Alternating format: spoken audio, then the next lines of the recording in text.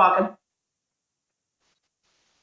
Amma sakana miti guddaayin keenya dhimmi keenya namni suma biyya lafaa kanarratti dhume hooqabi haadha manaa hooqabi qurbii hooqabi lafa kaaree dhibba tokko hooqabi Ameerikaa hooqabi Dubaay maal taateeti badanii dhaqaa jiruni badanii dhaqaa miliyoona tokko yoo qabaatte raajiin barbaachisu nama waliin si dhagganaan nyaanna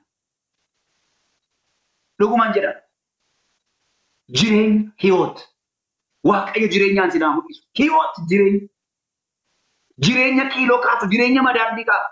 Mewaa tokkoon si fudhadha.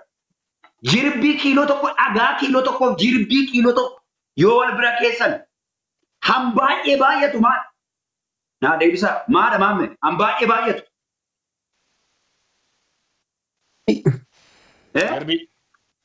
Jirbicha akka inni baay'atu. Jirbitu baay'ata. Kan baay'atu jirbiidha. Maal akka inni baay'atu kan godhe maal?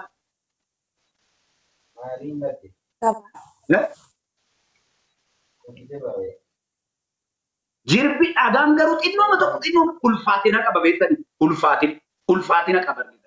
Jirbiin garuu salphaadha bakka yoo irra tuutte yoo maal goote Ayisuuzuu meelaadha Ayisuuzuu yeroo baay'ee jirbii gaafa fe'u ol baasee humnaa ol fe'a maaliif salphaadha jirbiin maqaa Yesuusii waaqayyo akka jirbii si hin godhin. Xinnaatee kabaja qabdaati jireenya qabdaati qabdaalle haqa galgala kana maaliin sinii kana dhabeeta.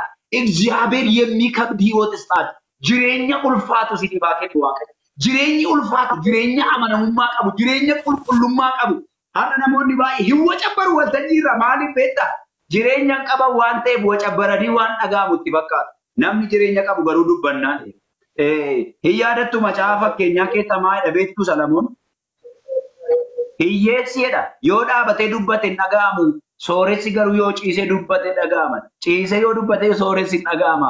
Maaliif qaba waan ta'eef? Ciisee yoo dubbate dhaga'ama. Kanaafidha amma raajonni baay'een argitanii to'ate VVIP waldaa keessatti fiillafiitii qabuuf. Haati hiyyeessaa yoo dhufte garuu hin ta'u. Argitanii? Kanaaf jireenya mana galtan keessatti jireenya kwaarii galtan keessatti jireenya waldaa dhaqxan keessatti jireenya. Waa tokko isinitti himuun biyya lafaa kanarra walii qootanii waggaa 80 jiraachuurra waaqayyoof jiraattanii waggaa 40 jiraattanii gara waaqayyoo deemuu dhugaan isinitti himu. Rakkina dhaka. Kiristiyaanonni jalqabaa kun warra hin amanne irraa wanti adda isaan godhu wantoota hedduu keessaa yoo dandeenye waan muraasa akka wajjin ilaala. Maaltu adda isaan godhu? Warra amanan kana warra hin amannerraa maalti adda isaan ምንድነው የሚለያት? ዶክተር ኪዩ hiriyoota irraa maaltu adda si godhu? Taliilee maaltu adda si godhu? Boonsituu, Aster, Daroo, Sanyii, Keerii, Haannichoo namoota 38 maaltu waldaa dhaquu keessan adda si godha? Faarfannaa moobaayilii irratti caannachuu keessan adda si godha?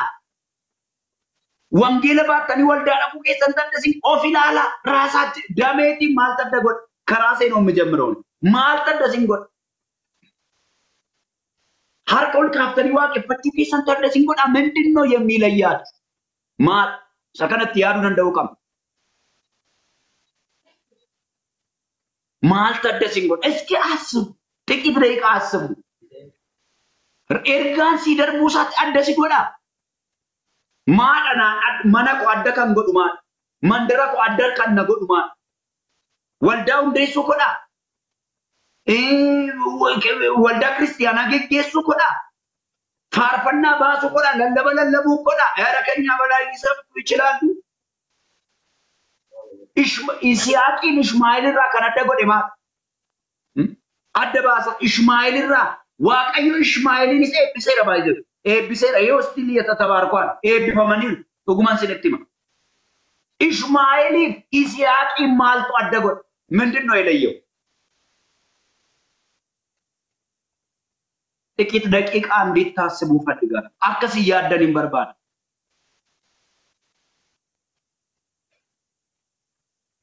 ማል ተደጎድ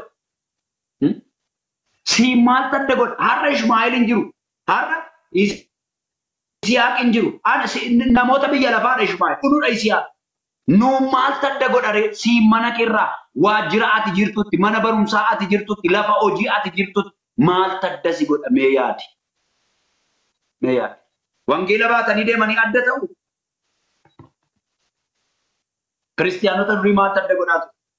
Kan adda isaan godhu maali? Kan jedhu yoo Waaqayyoon dhufinnis gara Waaqayyoon dhaqiin gaafa jimaata wal wajjin ilaala. Kan adda isaan godhu maali? የሚለያቸው ምንድን ነው? Garuutti yaada. Obboloota koo namoota jireenyaan har'a nuyi kan sodaatamnu jireenya waan qabnu miti baay'ee. Paasterii waldaatti saba wal agarruu fide. Saba gubaa'ee keessatti wal agarruu wal sodaanna malee jireenyaa miti. Namni baay'een kan wistila wistii deemu waldaatti wal argeeti malee Waaqayyo keessatti wal argee miti. Hin yaadattu Yoosefiin haati manaa gaafa qabattu maal jedhe? Akkamittan saba duratti cubbuu amma kanaa gahu hojjedha dee. Akkas jedhee waldaa jira mitin mana mootii jira. Maal jedhe boonsitu meenaa deebisaa guddaati. Maal jedhe akkamittan fuula eenyuu duratti cubbuu cigaa isaa akkasii hojjedha. Fuula Waaqayyoo duratti. Fuula eenyuu dura jirra amma nuyi. Fuula amma sa'aatii kana fuula eenyuu fuula Waaqayyoo dura jirra. Yaa. Hojii gaafa galtan fuula Waaqayyoo dura jirtu. Gaafa hojii keessan iddoo garaagaraa gaafa deemtan fuula Waaqayyoo dura jirtu. Har'a nuyi garuu fuula qabaatti akkamittan cubbuu cigaa isaa akkasii hojjedhan. Walii keenya sodaata. Walii keenya mandara keenya.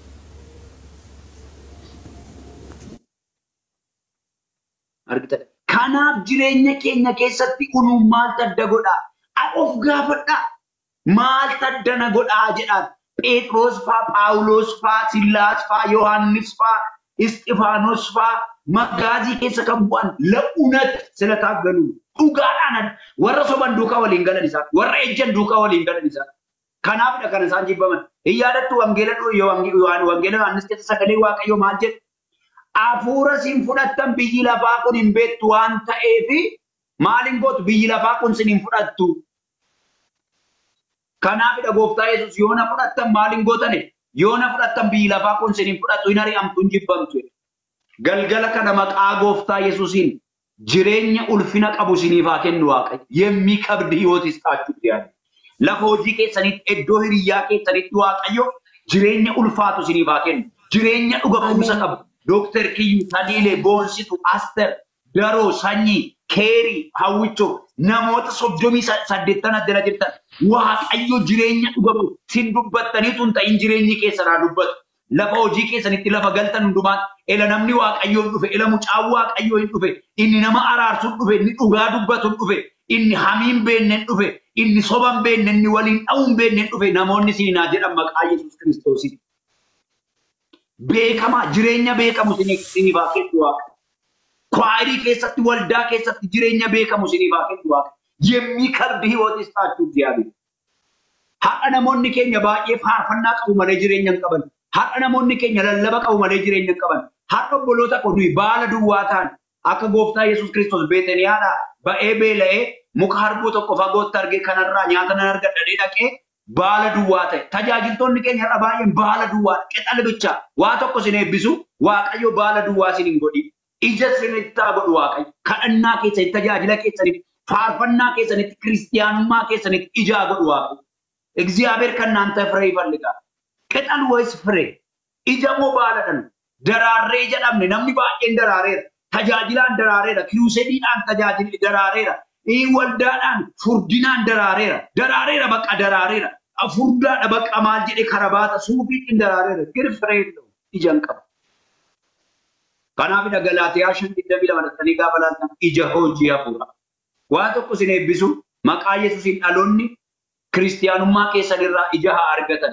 Dhugaa ija hojii hafuuraa garraamummaa nagaa obsa jaalala gadoo deebisuu obbitu maqaa gooftaa Iyyesuusiin gara deemtanitti kibadu የሚከብድ ሕይወት ይስጣችሁ እግዚአብሔር.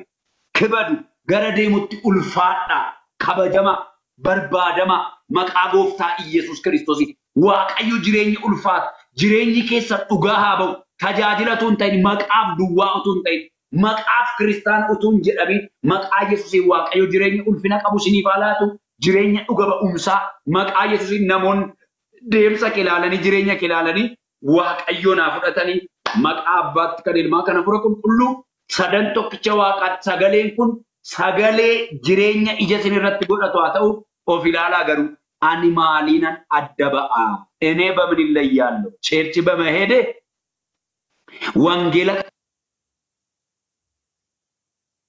Edemu kotiin maaliin adda ba'a? Namoonni eenyunaan jedhu edeen gooftaa Yesuus. Eenyunaan jedhu torbee ida'annas.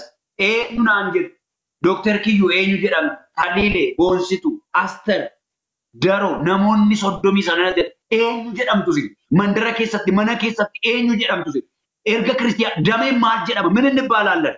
Waaqayyo nu gargaaru gaafa jimaataa wal arginaa. Warri taaptaap gochaa turtan warri mana kana folongoori mana kana folongoodha waaqayyo sinaa eebbisu sagal dhugaan sagalee waaqayyo kun jireenya keessa naa qabatu warri giftis kennaa turtan waaqayyo sinaa eebbisu gaafa jimaata saatii Itoophiyaatti saatii 2 walakkaatti walitti deebinaa waaqayyo sinaa eebbisu eebbifama. Xumureera daqiiqaa sekendii 10 sekendii 10 isinii kenna mana nagaa gaafadha. Dooktar Kiyyuurraa jalqabaati.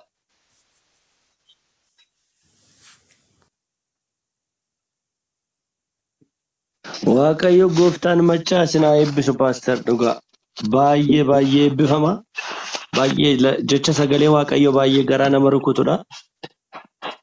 Jireenyaan beekamu jireenya waaqayyoon argisiisu. Anumatti waaqayyo araaramuun jedhaan an araaran kadhadha waaqayyo.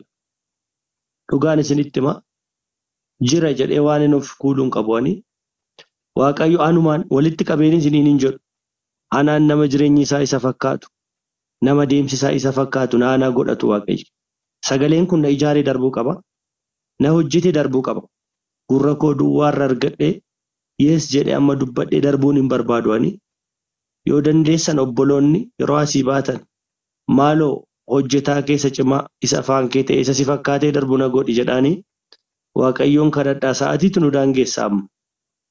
Dhugaadha Paaster waaqayyo guddaa si'a eebbisu jecha baay'ee dinqii sagalee waaqayyo nutti dubbateera. Jireenya kootti dubbatee ana mana kootti dubbateera waaqayyo na rurrukuteera anaan laphee koo natti dhagaameera dhugaa eenyu siin jedhu inni jedhu torbeetti fufnaa gooftaan isin haa eebbisuun isiniin jedha warri dhaggeeffattan itti buutanii nama 34,900 tasirreera quba isaanii jechuu kootti quba isaanii yoo lakkaa'u kan natti argamu kuni gahee keessanii waaqni isin haa kabaju obboloota jaallatamoo akkasii qabaachuun carroomuudha dhugaa ulfaadha. Barri isin jiraattan bara ajandaa waaqayyoo keessa jirtan san isiniif haa ta'u Paaster guddaa eebbifamaa manni keessan jireenyi keessan haa eebbifamu. Be blessed. Eebbifame kiyyuu koo lapheen kun ammayyuu sirraan fudhatame. Lapheen kun ammayyuu dhugaa dhaloota baay'ee irratti sagalee waaqayyoo borqii ta'e borqii beektu borqii ta'eera. Lallabni borqii ta'eera barsiifni borqii ta'eera ittiin bu'u irra si yaa'u. Bakka borqii itti ta'eera bakka borqii waa'ee warra facaaftan hin biqilchu lolama fudhatee bada. Dooktar lapheen kun sirraan fudhatamiini namoonni as jala jirtanii lapheen ta'anirra waaqayyoo barachuu sirraan fudhatamiini eebbifame atillee.